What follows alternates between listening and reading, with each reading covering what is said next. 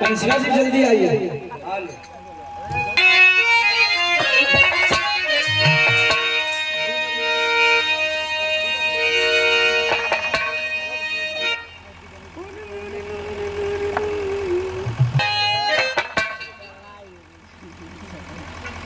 एक बेटे की अपने मृत्यु बाप से लाश पड़ी है, लाश पड़ी है।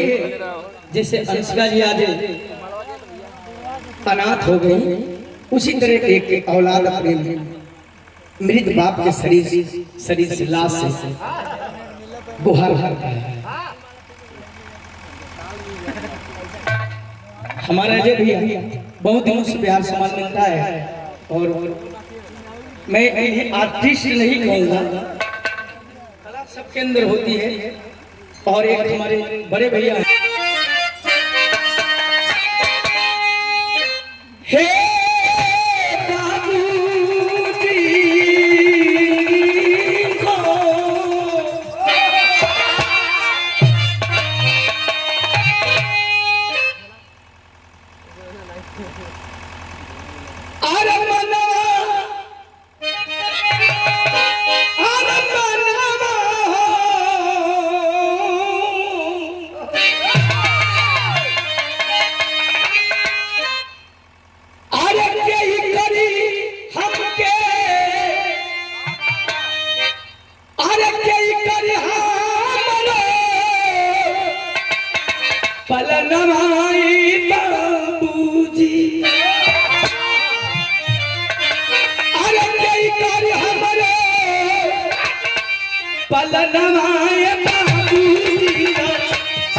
छोड़ी गई लड़की आधा जन्म में हो।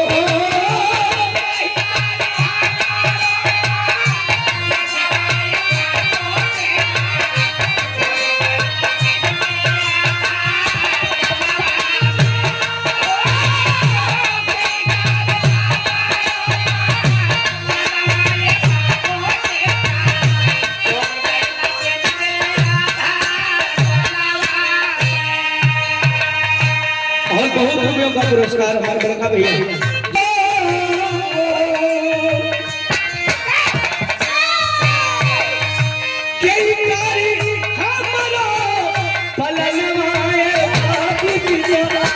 छोड़ी गई लड़की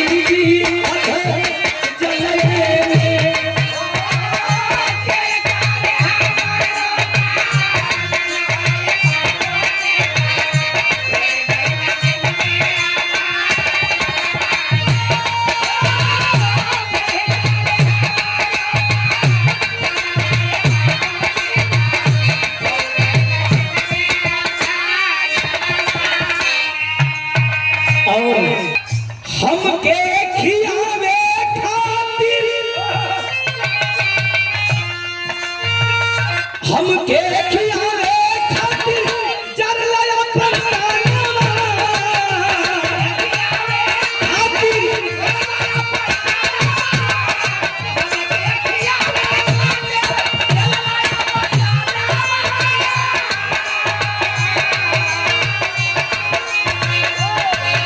हमके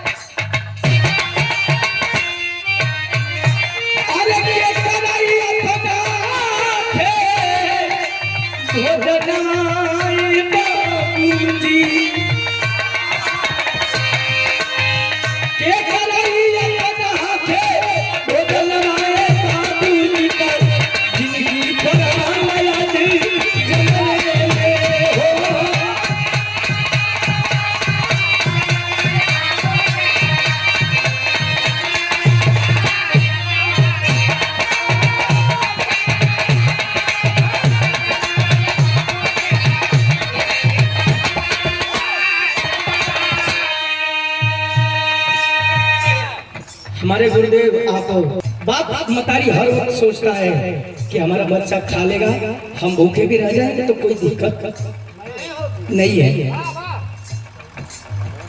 बाप अपने औलाद के प्रति कब जागता है और कब सोता है ये कोई नहीं जानता, ये सिर्फ बाप और मतारी जानते हैं।